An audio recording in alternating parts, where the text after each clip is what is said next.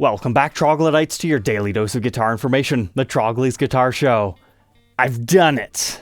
I have finally gotten one of these guitars. It's not quite in the condition I was hoping for, but it's close. It's close enough that I can document it and be happy about it. At least I hope, because I had to import this thing from Canada. And importing anything always has its own struggles. And this time it was UPS giving me problems. You can't find anybody to actually talk to. But the long story short, it's here. And this is one of the hardest Guitar of the Week guitars to find. Number 41. So let's go ahead and talk about this thing after we open the case. Is it a rare Les Paul custom?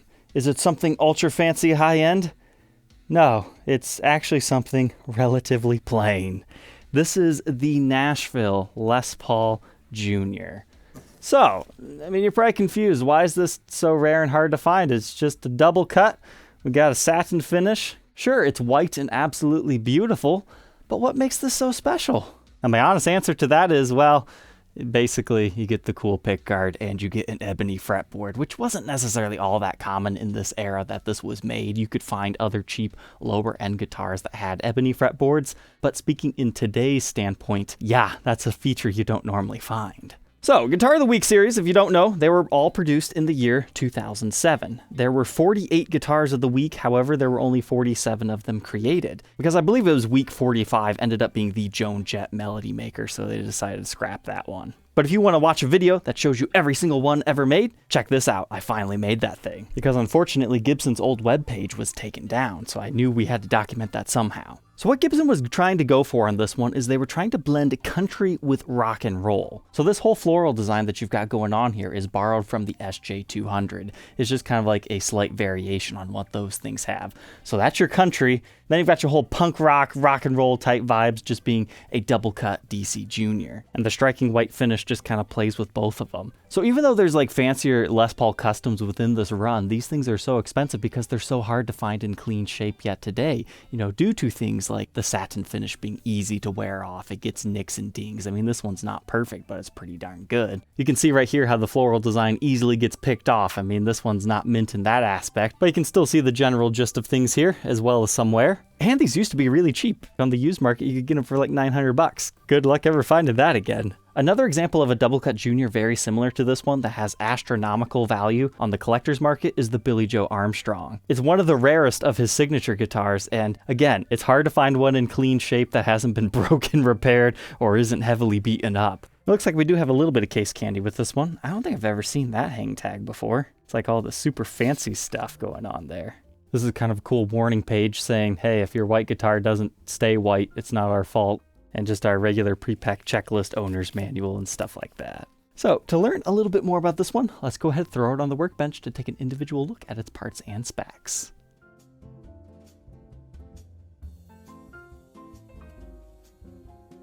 Inside the Nashville Les Paul Jr., I was really shocked how well put together this guitar is. A lot of times these juniors, they have like a little bit of a gap or you can really see where the neck joins to the body, but that's one of the cleanest joins I've ever seen from a Gibson, so that's pretty impressive. Now, if you're looking really close, you can definitely see the different color differences with the body and the glue that they used here, but if you look right here, you can actually see the maple block that caps off the truss rod inside the neck. But that's what this one looks like as a pickguard off model. Definitely want to leave that on, I would say. But let's take a second to appreciate this. It's a 5-ply pickguard, just like a Les Paul Custom, so alternating layers of black and white that ends on black on each side. And then this is like a silk screen. You can definitely feel that if you were to scratch that, it would come off. As you can see, it's kind of started to do right there. This particular guard has quite a few scratches.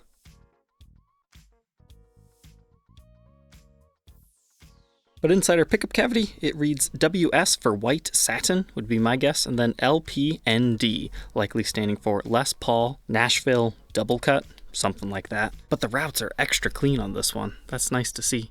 As far as the pickup, it's just your basic dog ear P90. Nothing too fancy here. Just in case you're not familiar, dog ear means it looks like this. It's got the bigger cover on it. It's got the metal feet at the end. It secures directly to the body. Whereas a soap bar style, it has a different cover, and then it utilizes 2 screws and a spring to set your height adjustment.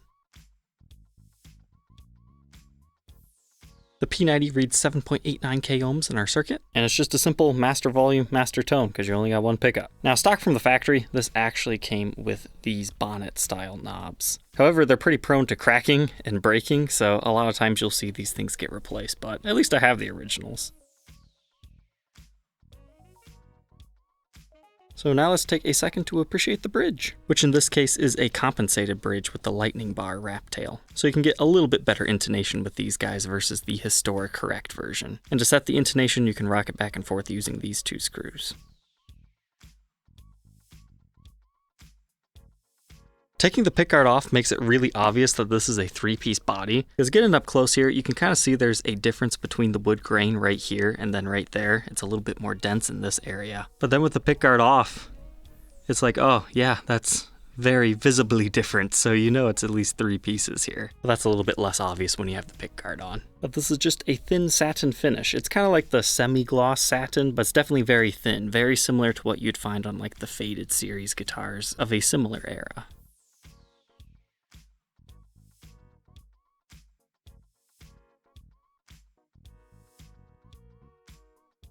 So moving on from our mahogany body, we have a mahogany neck with once again an ebony fretboard. As far as the fret wire, it's just your standard medium jumbo style. And you've got 22 frets. As far as the inlays go, it's just your regular acrylic dots. I think that's a real missed opportunity. Maybe instead of the pickguard or on top of the pickguard, they could have did like a vine inlay up and down here. I know there's like really high-end custom shops, and that's asking a lot from Gibson USA as part of a whole 47 guitar run of things to do. But it would have been cool to have at least something like fancy on the 12th fret to make this even cooler. As far as condition of this one, there's like a little bit of fret wear on the 2nd fret right there, but I polished these up so they're looking pretty good now. With the 24 3/4 inch scale length, with a nut width of 1.69 inches, that increases to 2.07 by the 12th. First fret neck depth of 0.85, then by the 12th beefs up to 0.96. I would definitely still call this more of a 60 style neck. Starts off nice and thin, C-shape, and then just gets a little bit chunkier, but by no means a big neck. Here's the neck at the 1st fret and the 12th fret. It's a pretty wide feeling, but a standard C shape. The face of the headstock is also a satin finish. You have a Gibson silkscreen as well as a Les Paul model silkscreen. Condition-wise, you've got a couple of dings on the top. But here's what the truss rod looks like on this one. And they came stock with a black plastic truss rod cover that doesn't read anything.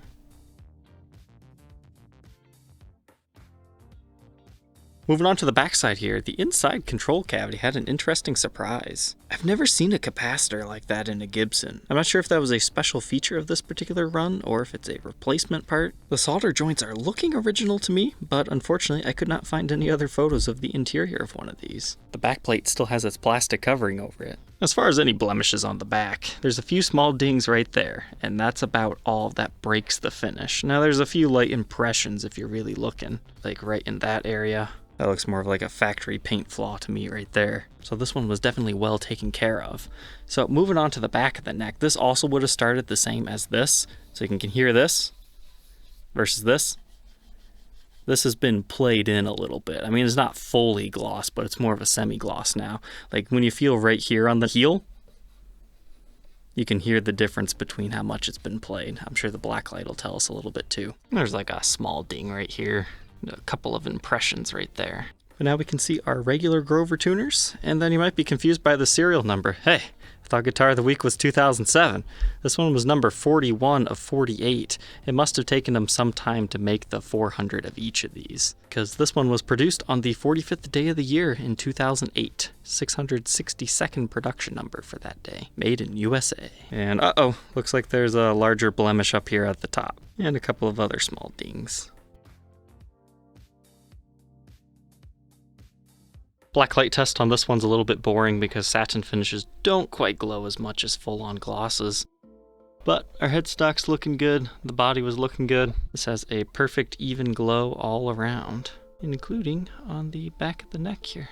So we're looking good. The blacklight tests help you show small little blemishes, like the ones that we saw right there. All said and done, it's a back-saving 6 pounds, 12.2 ounces. Let's go ahead, plug it in, and hear how it sounds.